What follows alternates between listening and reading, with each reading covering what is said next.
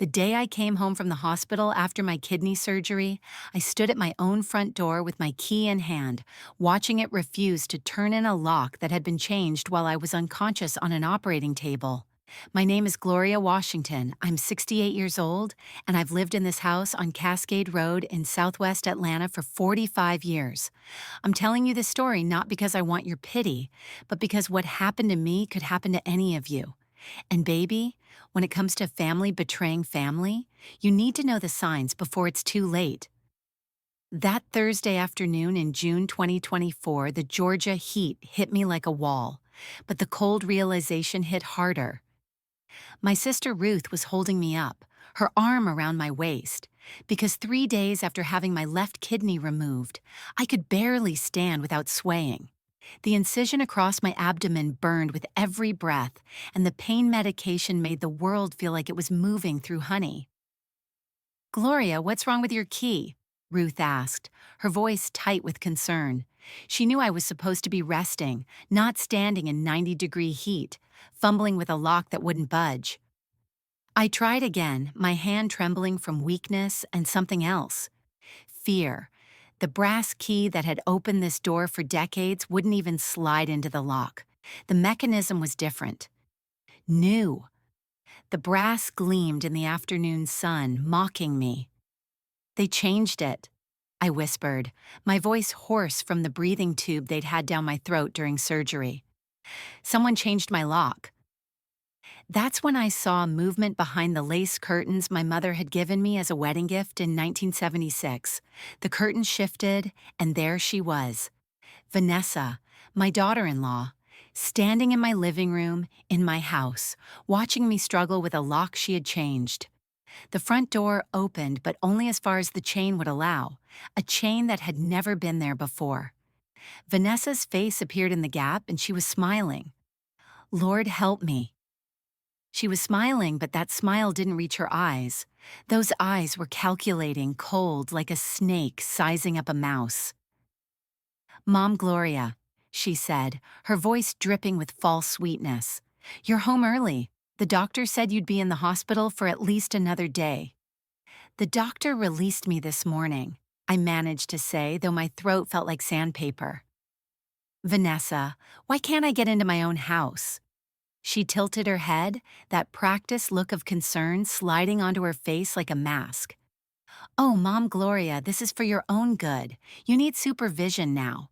You can't be living alone in your condition.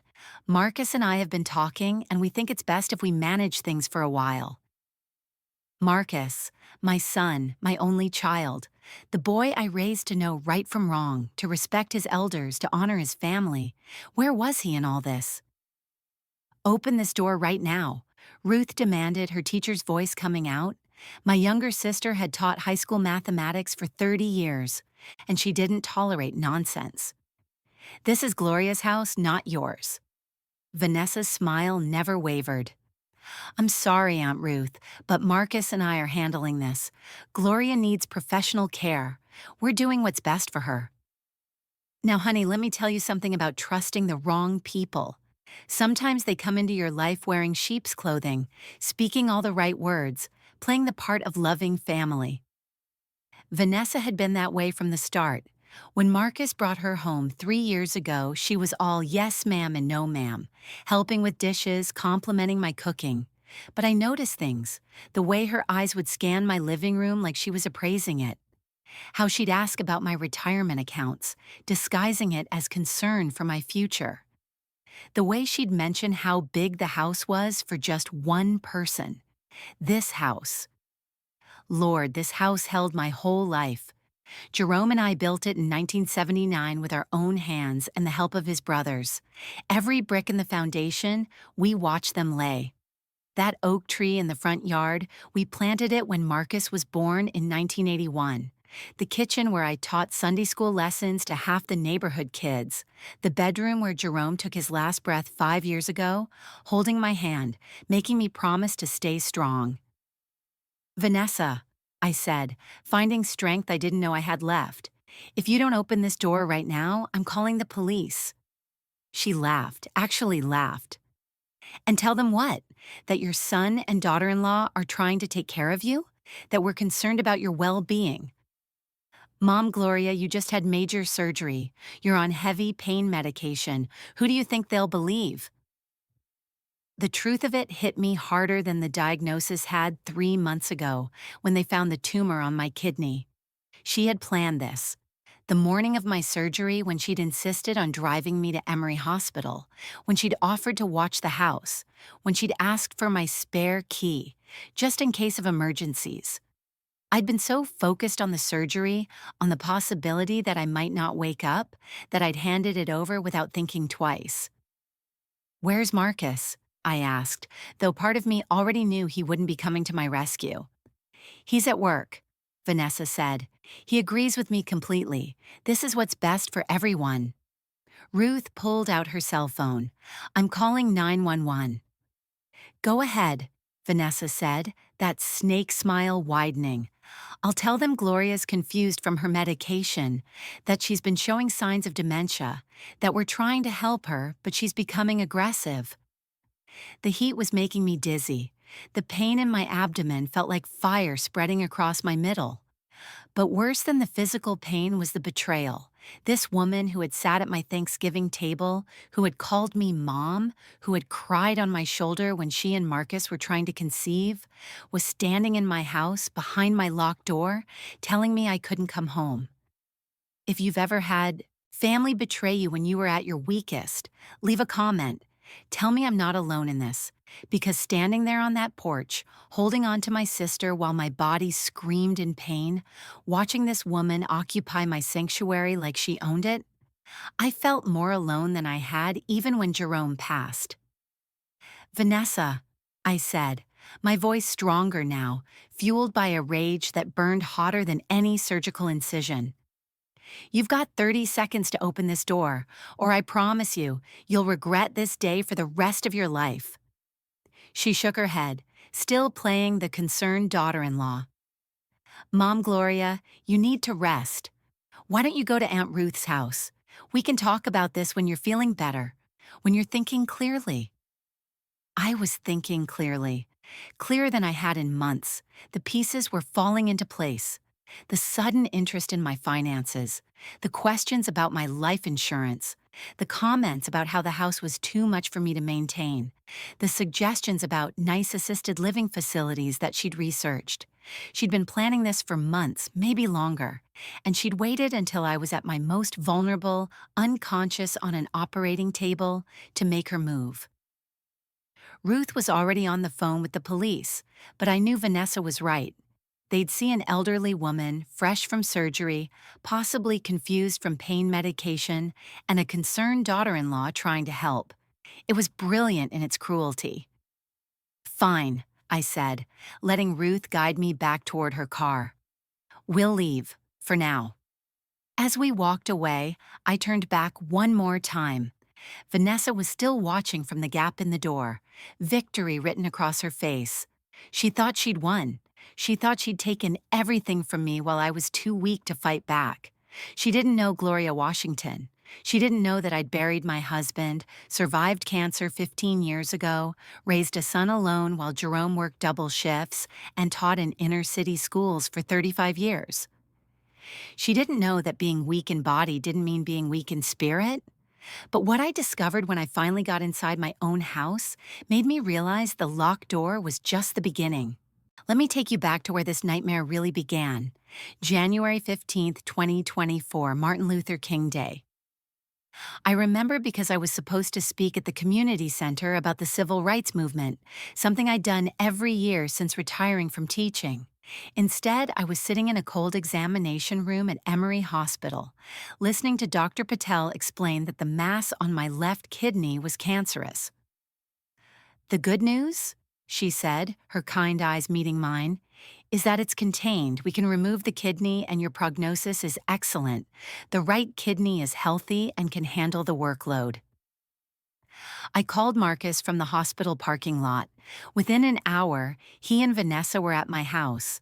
My son looked shaken, his eyes red-rimmed. He held me tight, the way he used to when he was little and scared of thunderstorms. But Vanessa, she had a different look in her eyes. calculating, like she was already doing math in her head. "Mom, Gloria," she said, not 2 hours after I'd received my diagnosis. "That's a big house for someone in your condition. Maybe it's time to think about downsizing." The speed of it should have been my first warning. Who talks about selling someone's home the same day they find out they have cancer? But I was still in shock, still processing that the fatigue I'd blamed on age was actually my body fighting something darker. "This is my home," I told her simply. "I'm not going anywhere." Marcus shifted uncomfortably on the couch, the same couch where he'd done his homework every night through high school. "Mom, maybe Vanessa has a point. This place is a lot to maintain, the yard work alone." "I hire the Johnson boy to do the yard," I interrupted. "Have for 3 years now. The house is paid for. The taxes are manageable. I'm not dying, Marcus. I'm having surgery." But Vanessa didn't let up. Every Sunday dinner after that, she'd arrive with her laptop, researching what she called options. She'd set up at my dining room table, the one Jerome built with his own hands, and show me glossy websites for assisted living facilities. "Look at this one, Mom Gloria," she'd say, turning the screen toward me.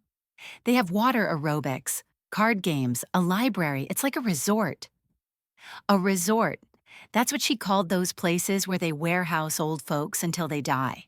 Meanwhile, my house, with its 4 bedrooms and finished basement, with Jerome's workshop that still smelled like sawdust and Old Spice, with the garden where I grew collards and tomatoes every summer, that was too much for me. One Sunday in March, I was in the kitchen fixing dessert when I heard Vanessa on the phone in the living room. She thought I couldn't hear over the mixer, but these old ears work just fine. 850,000 easy, she was saying. Maybe more if we stage it right. 4 bedrooms, 3 baths, that lot size in this neighborhood? We'd make a fortune. We, like my house was already theirs. That same day, my granddaughter Jasmine pulled me aside. Marcus's daughter from his first marriage, 16 years old and sharp as a tack. She lived with her mother most of the time but visited every other weekend. "Grandma," she whispered, helping me dry dishes. "Why does Vanessa keep measuring the rooms? I saw her in your bedroom with a tape measure last weekend." When someone shows you who they are, believe them the first time. Maya Angelou said that, and Lord knows it's true. But sometimes we don't want to believe. Sometimes we explain it away. She's trying to help. She's concerned. She's family. As my surgery date approached, Vanessa's suggestions became demands. April turned to May, and suddenly she was at my house every day going through what she called preparations. "You'll need someone to handle your bills while you're recovering," she announced one Tuesday, finding me in Jerome's workshop, where I still went to feel close to him. "I can take care of everything, just temporarily." "Ruth will help me," I said, running my hand along the workbench Jerome had sanded smooth as silk. "Aunt Ruth is 73, Vanessa countered. "She can't be running around handling your affairs. Marcus and I are younger. We can manage things better." Manage things, like I was already incompetent, like 68 years of living, 35 years of teaching, raising a son, burying a husband, surviving my own previous bout with breast cancer, like none of that proved I could manage my own life. The week before surgery, she escalated. "Mom Gloria, you should really give Marcus power of attorney, just for medical decisions, just in case something happens during surgery." "Nothing's gonna happen," I said firmly, but inside, that seed of fear every surgery patient carries was growing. What if I didn't wake up? What if something went wrong? "Of course not," Vanessa soothed, her voice like honey hiding vinegar. "But it's better to be prepared. And maybe we should put Marcus on your bank accounts too, just so he can pay your bills if you're in the hospital longer than expected." I said no to all of it. Ruth was my medical proxy, had been since Jerome died. My will was updated, everything split between Marcus and Jasmine. My affairs were in order. But Vanessa didn't stop. She was at my house constantly that final week, always with papers, always with suggestions, always with that laptop showing places that would take better care of me. This house has too many memories, she said the night before my surgery, standing in my bedroom doorway. Wouldn't it be nice to start fresh somewhere smaller? Somewhere without all these ghosts.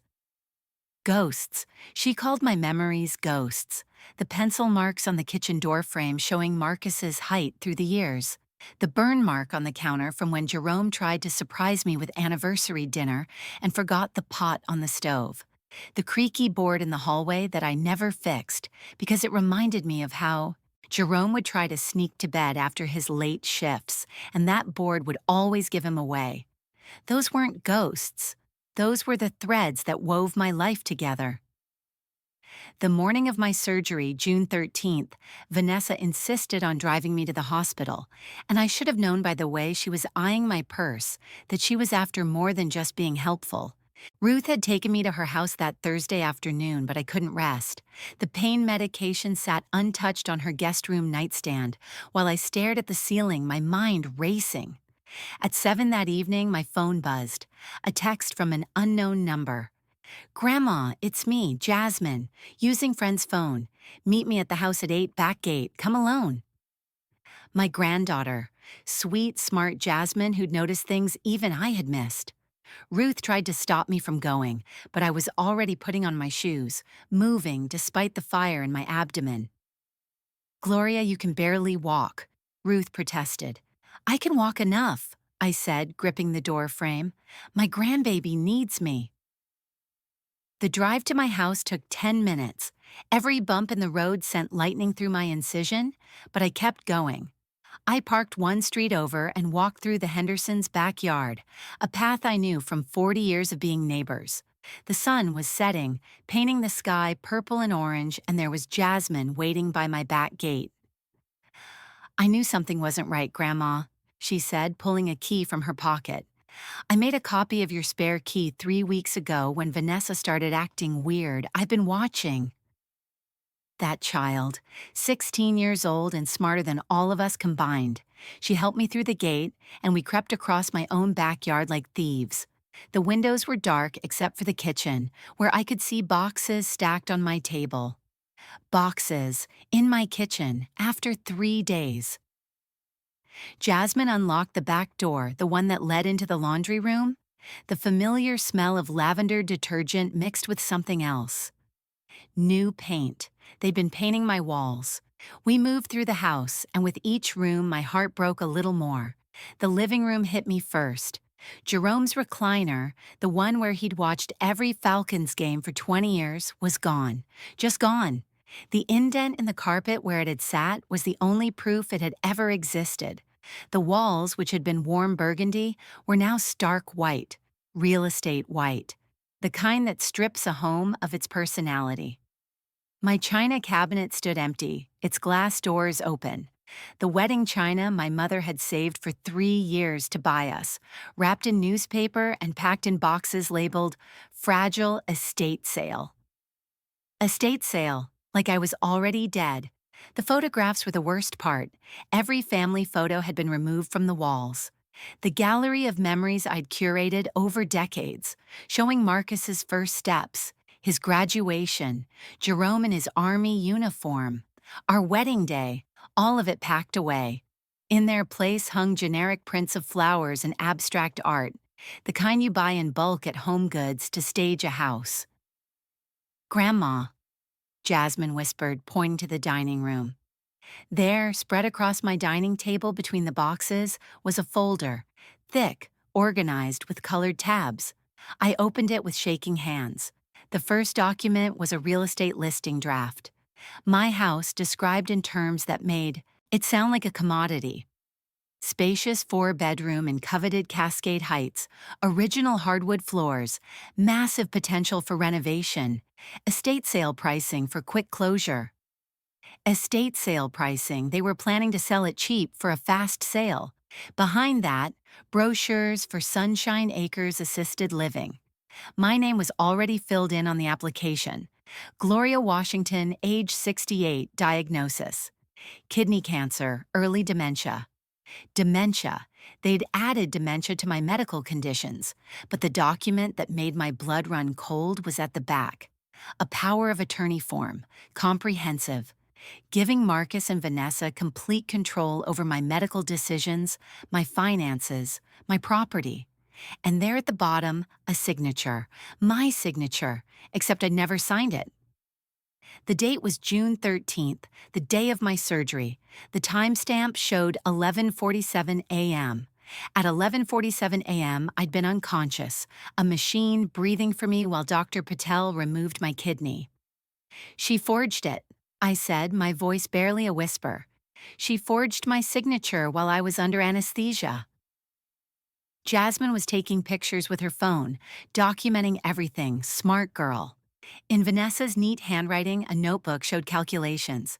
House value, $850,000. Minus mortgage, paid off. Minus debts, none. Minus cost of sale, $50,000. Net profit, $800,000. Below that, circled 3 times. Gloria's surgery June 13th. File POA while she's under. She'd planned to file it while I couldn't contest it. While I was unconscious, vulnerable, trusting her to water my plants and check my mail. That's when we heard the front door open. Marcus's voice, tired from work. "Vanessa? Why are all these boxes? Mom." He stood in the dining room doorway, still in his postal worker uniform, his face cycling through confusion, surprise, and then something that looked like shame. "Mom, what are you doing here? Vanessa said you were confused, trying to break in. She said you were at Aunt Ruth's." "Your wife tried to steal my home while I was having surgery," I said, holding up the forged document. My hand was steady now, anger overriding pain. "She forged my signature, Marcus. While I was opened up on an operating table, she was committing fraud." Vanessa appeared behind him, her face flushed. No more fake smiles now, just pure anger at being caught. "I was trying to help," she shrieked, her carefully maintained composure finally cracking. "You can't manage alone. This house is falling apart. You're sick. You need care." "I may have one working kidney," I said, standing straighter despite the pain pulling at my stitches. "But I've got 2 working eyes, and they can see exactly what you were doing. You weren't helping. You were stealing." Marcus looked at the documents, at his wife, at the boxes of my life packed away like I was already gone. "Vanessa, tell me you didn't forge her signature." Her silence was answer enough. "Mom," Marcus started, his voice weak. "Maybe this is a misunderstanding. Vanessa was just trying to prepare." "Prepare for what?" I interrupted. "My death?" "I had a kidney removed, not a funeral. Your wife committed elder abuse, fraud, and attempted theft. Those are crimes, Marcus." "I should know. I taught civics for 35 years. Jasmine stepped forward, her phone in hand. "I have pictures of everything, Dad. The forged documents, the real estate papers, even the notebook where Vanessa planned it all. Grandma could press charges." Vanessa's face went pale. "You wouldn't. We're family." "Family?" I laughed, but there was no humor in it. "Family doesn't change locks while you're in surgery.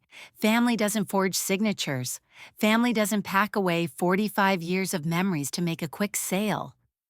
I moved toward my son, each step careful but determined. "Marcus, I'm going to make this simple. You have 24 hours to return everything to exactly how it was. Jerome's chair comes back. My photos go back on the walls. Every single piece of china gets unpacked. And that woman," I pointed at Vanessa, "never sets foot in my house again." "Or," Vanessa challenged, finding her voice again, "or I call my lawyer, Harold Harrison. You might remember him, Vanessa. He's the district attorney's golf buddy. I'm sure he'd be very interested in these forged documents. Elder abuse is a felony in Georgia. So is fraud over $10,000. Marcus looked at me, then at his wife, and I saw him make his choice. His shoulders slumped and he took Vanessa's hand. Mom, you're being unreasonable. Vanessa made some mistakes, but she meant well. Maybe you should stay with Aunt Ruth for a while until you're feeling more like yourself.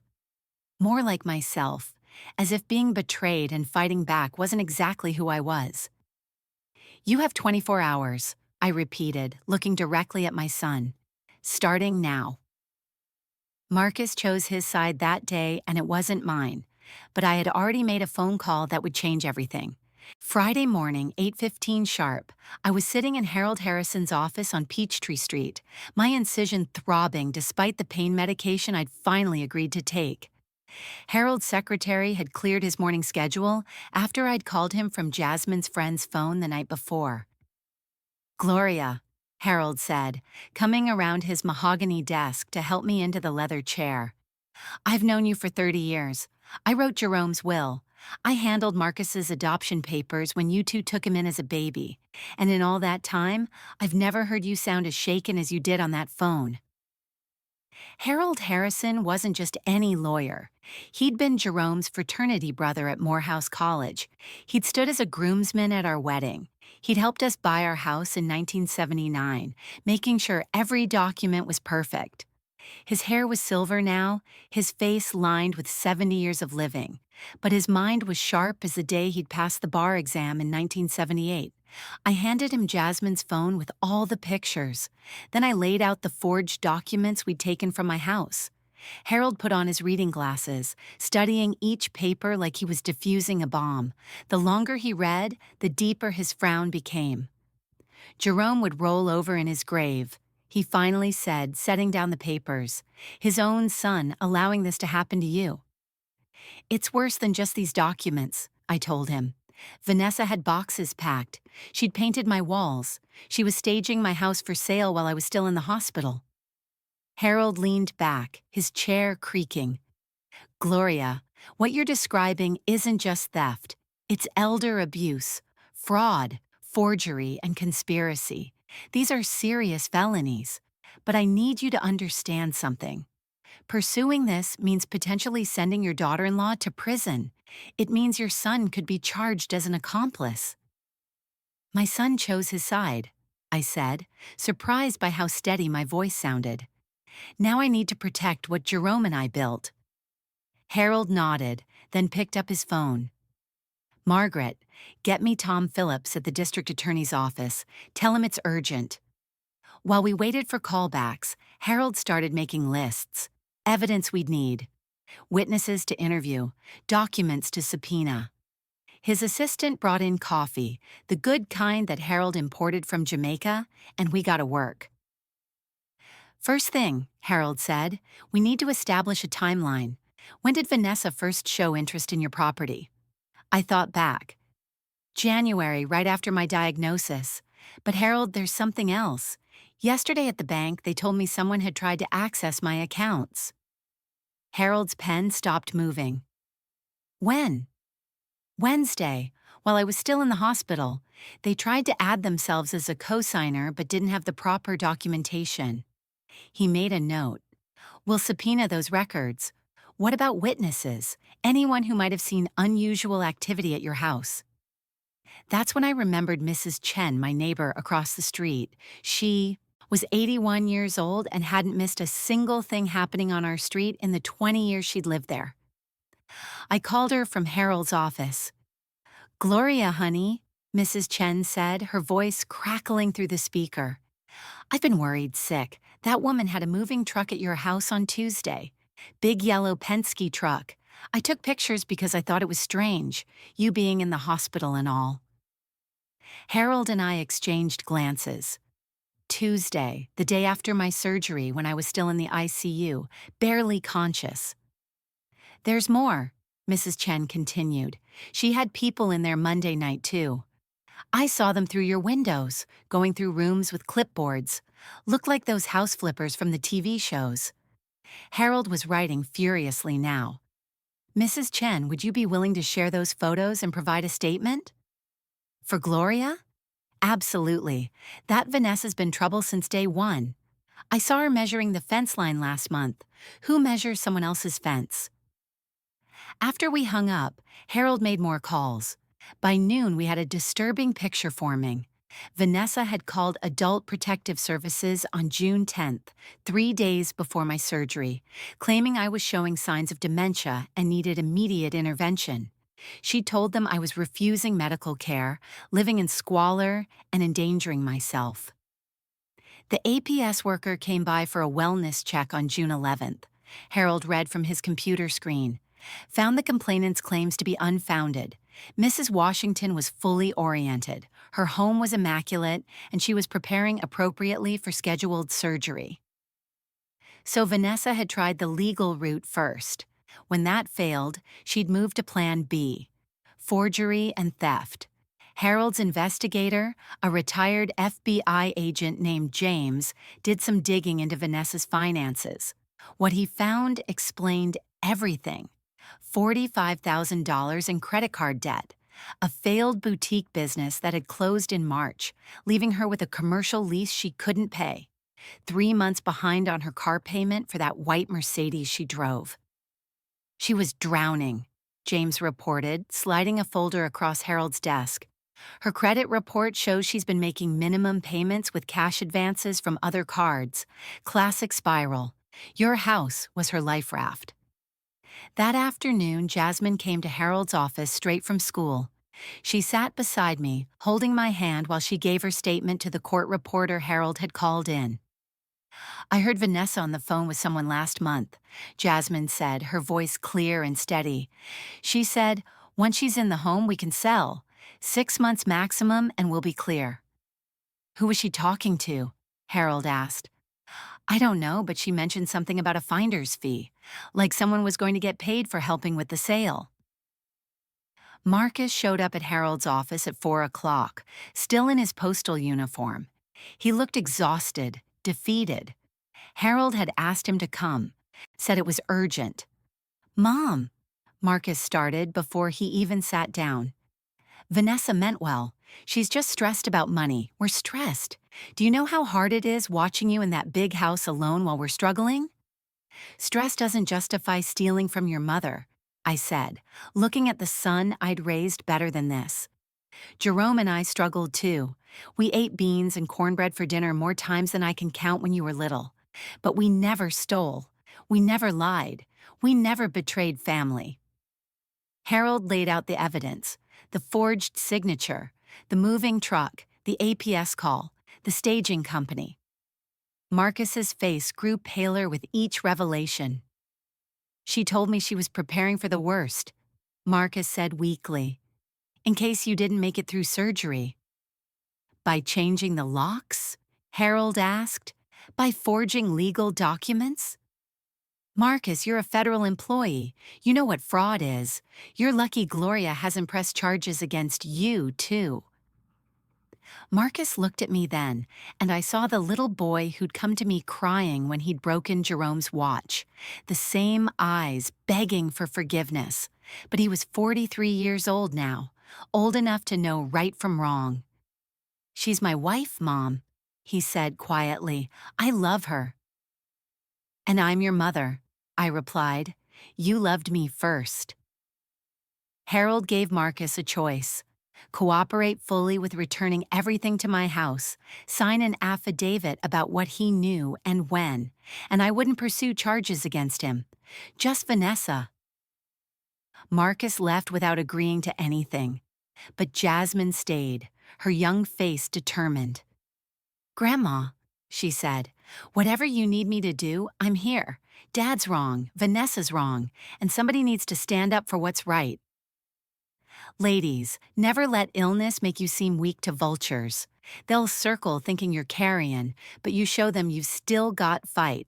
Even with one kidney, even with stitches holding you together, you stand up and you fight for what's yours. That evening back at Ruth's house, I sat with the will Jerome and I had signed 5 years ago. It left everything equally to Marcus and Jasmine, assuming Marcus would be the responsible son we'd raised him to be.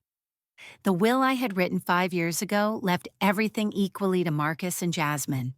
It was time for a change. Monday morning, June 24th, 11 days after my surgery, I sat in the offices of Richardson and Associates, estate planning attorneys. Not Harold's firm. This needed to be completely separate from any potential criminal proceedings. Mrs. Sarah Richardson, a black woman about my age with silver locks and knowing eyes, had cleared her morning for me.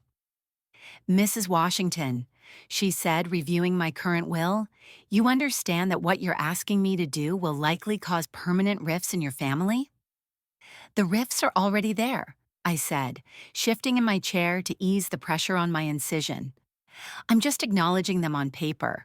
I want this ironclad, Sarah. No loopholes, no ambiguity. Sarah had been practicing estate law for 35 years. She'd seen every kind of family drama imaginable. But even she raised an eyebrow as I laid out my wishes. The house goes to Jasmine when she turns 21, I stated. That's in 5 years. Until then, it remains in my name and I continue living there. If something happens to me before she turns 21, Ruth becomes trustee. Sarah typed carefully, her manicured nails clicking on the keyboard. And your son Marcus? Jerome's tools from his workshop, every single one. They meant everything to my husband. Marcus should have something of his father's, plus $50,000 in a trust. When does he receive the trust funds? This was the part I'd thought about all weekend, praying over it, wrestling with my conscience.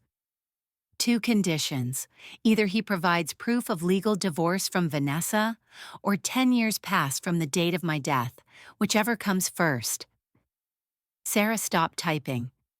You're essentially forcing him to choose between his wife and his inheritance. No, I corrected. I'm giving him time to see who she really is. If he stays with her for 10 years after I'm gone, then maybe she's changed. Maybe they've built something real. But I doubt Vanessa will stick around once she realizes there's no immediate payday. We worked through the details. My savings, about $70,000, would be split. $20,000 to Ruth for taking care of me, $10,000 to my church, and the rest to the National Kidney Foundation. My jewelry, except for my wedding rings, which would go to Jasmine, would be sold and donated to the scholarship fund at my old school. What about personal effects? Sarah asked. Furniture, photographs, household items. Jasmine and Ruth can take what they want. Marcus can have his childhood things, his trophies, his yearbooks, the quilt my mother made for him. Nothing that can be sold for quick cash. Sarah printed out the documents, and I signed with my neighbor, Mrs. Chen, and Sarah's assistant as witnesses. Both had seen what Vanessa tried to do. Both understood why I was protecting my legacy. One more thing, I said. I want a family meeting. This Sunday, June 30th. I want everyone to hear this directly from me, with you, present. Sunday arrived hot and humid, the kind of Georgia summer day where the air feels like soup. I'd asked everyone to come to Ruth's house at 3 o'clock, neutral territory. I was stronger now, 2.5 weeks post-surgery, able to walk without holding onto furniture, though the pain still reminded me with every movement of what I'd been through. Ruth had set up her living room formally, chairs arranged in a semicircle. She'd made sweet tea and lemon pound cake, though I doubted anyone would have an appetite after hearing what I had to say. Marcus arrived first with Vanessa. She wore a white sundress that probably cost more than most people's rent, her face perfectly made up like she was going to a photo shoot instead of a family meeting. Marcus looked tired, older than his 43 years, wearing the same khaki shorts and polo shirt he'd worn to every family gathering for the past 5 years. Jasmine came next, driving herself in the used Honda Civic she'd bought with money from her part-time job at the library. She hugged me tight, careful of my incision, and whispered, "Whatever happens, Grandma, I'm with you." Sarah Richardson arrived precisely at 3, carrying her leather briefcase and wearing a navy suit despite the heat. Harold had wanted to come for support, but I told him this needed to be about family, not criminal charges, at least not yet. "Thank you all for coming," I began, sitting in Ruth's wingback chair, the position giving me a view of everyone's faces. I've asked you here because I've made some important decisions about my estate. Vanessa perked up, probably thinking I'd reconsidered her assisted living suggestions. Marcus shifted uncomfortably. He knew that tone in my voice, the same one I'd used when he was 16, and I'd caught him sneaking back into the house at 3 in the morning. I've rewritten my will, I continued, watching Vanessa's face carefully. Sarah has copies for everyone. Sarah handed out the sealed envelopes. The room was silent except for the sound of paper tearing as they opened them. I watched Vanessa's face go through more colors than a sunset, from eager anticipation to confusion to understanding to pure rage. "This is a joke," she said, her voice shrill. "The house goes to a teenager?" "The house goes to my granddaughter when she turns 21, I clarified. "A granddaughter who protected me when others tried to rob me." Marcus looked up from his copy, his face stricken. "Mom, you can't be serious. I'm your son, your only child." "And you chose your wife over your mother when she tried to steal my home," I replied, my voice steady despite the pain in my chest that had nothing to do with surgery. $50,000? Marcus continued, his voice rising. "And only if I divorce my wife? Mom, that's manipulation." "No, baby," I said, using the endearment deliberately. "Manipulation is forging someone's signature while they're under anesthesia. Manipulation is changing locks while they're in the hospital. What I'm doing is protecting what's mine to protect." Vanessa stood up so fast her chair tipped backward. "This is illegal. Elder abuse. Undue influence. I'll contest this." Sarah Richardson spoke for the first time, her voice calm and professional. "On what grounds? Mrs. Washington is of sound mind. Her decision was made free of coercion. We have medical documentation confirming her mental capacity. We also have documentation of your attempted fraud, Mrs. Johnson. I'd think very carefully before pursuing any legal action." Vanessa turned to Marcus, her perfectly composed mask finally cracking. "Are you going to let her do this to us? To our future?" Marcus looked between his wife and me, torn. "Mom, please, we can work this out. We can go to family counseling." "We could have worked it out if you'd stood up for me when she changed my locks," I said.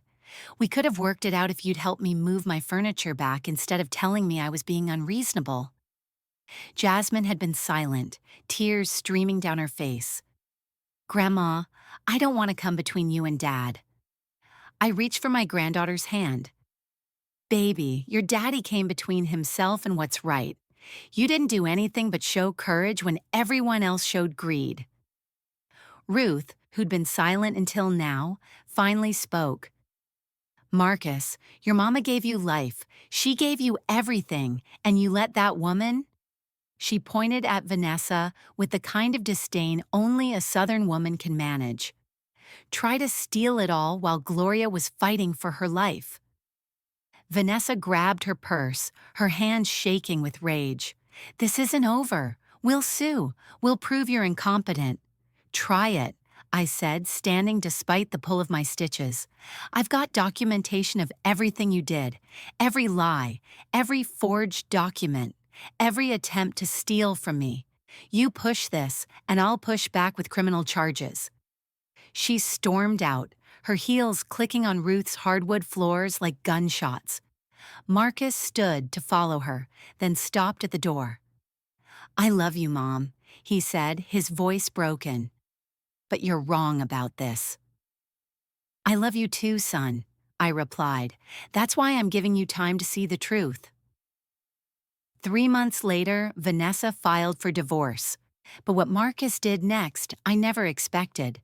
December 20th, 2024. 6 months had passed since that June day when I stood locked out of my own home. The Christmas lights twinkled on my porch, the same porch where I discovered betrayal, now decorated with wreaths and garland that Jasmine and I had hung together the weekend before. I was in my kitchen, Jerome's kitchen, making pound cake from my mother's recipe, when I heard a knock at the door. Not the doorbell, a knock, tentative, uncertain. I knew who it was before I opened it. Marcus stood there alone, no Vanessa in sight, holding a poinsettia with a red bow. He'd lost weight, his postal uniform hanging looser on his frame. His eyes, Jerome's eyes, looked older than his 43 years. "Mama," he said, his voice barely above a whisper. "Can I come in?" I stepped aside, letting my son enter the home he'd almost helped steal from me. He set the poinsettia on the entry table next to the photograph of Jerome that I'd re-hung in its rightful place. "I was blinded by her manipulation," he began, following me to the kitchen. "But that's no excuse. I should have protected you. Dad would have—" His voice broke.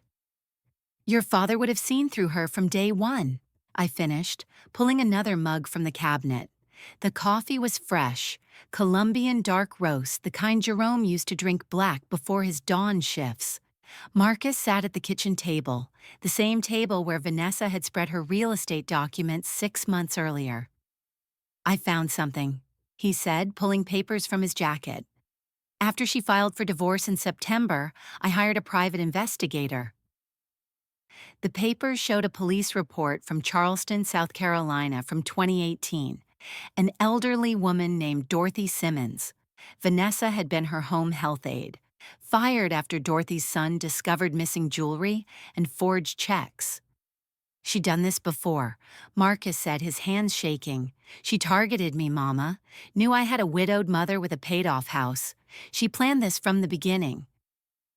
I poured his coffee, adding 2 sugars and no cream, the way he'd taken it since he was 16 and trying to seem grown.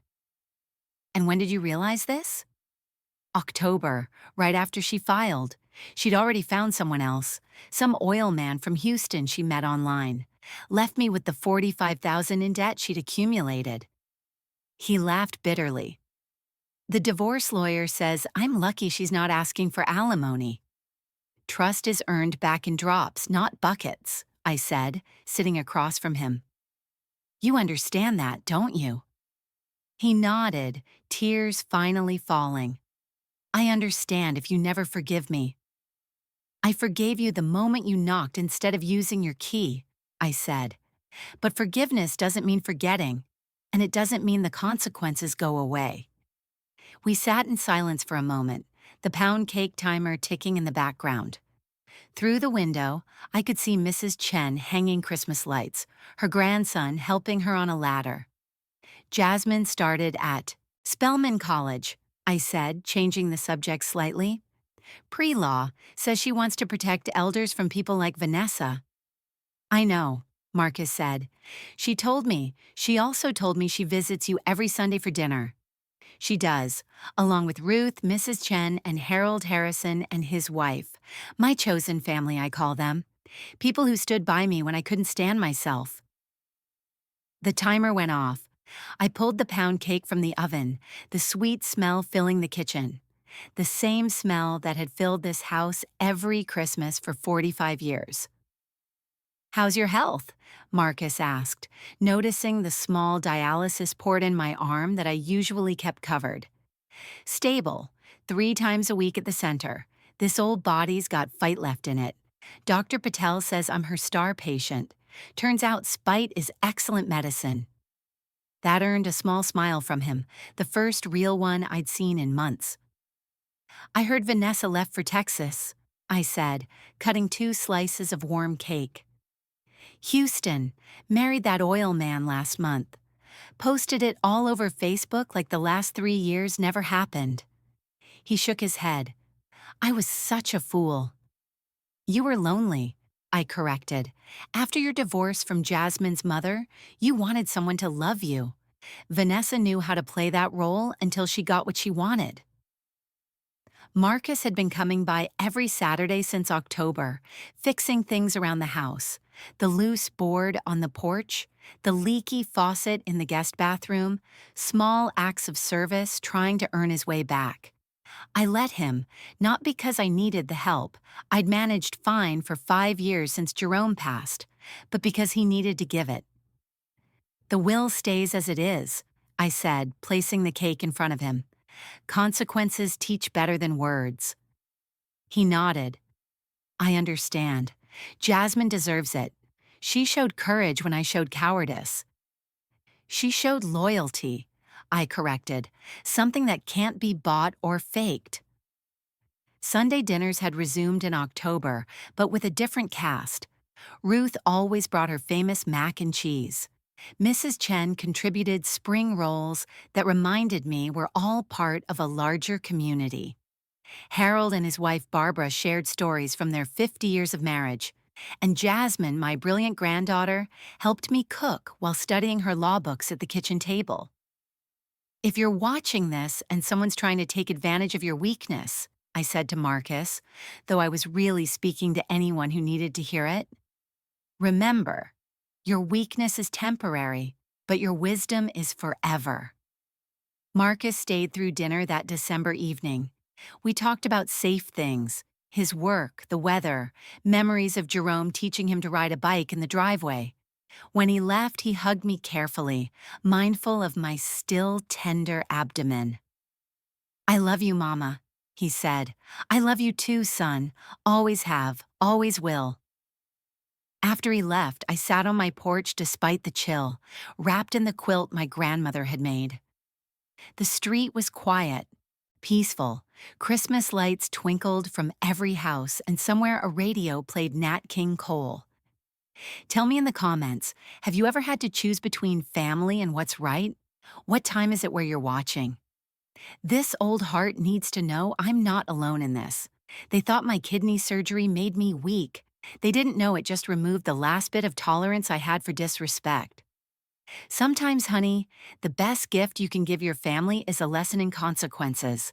The locks on my door have been changed again, but this time, I'm the only one with the keys.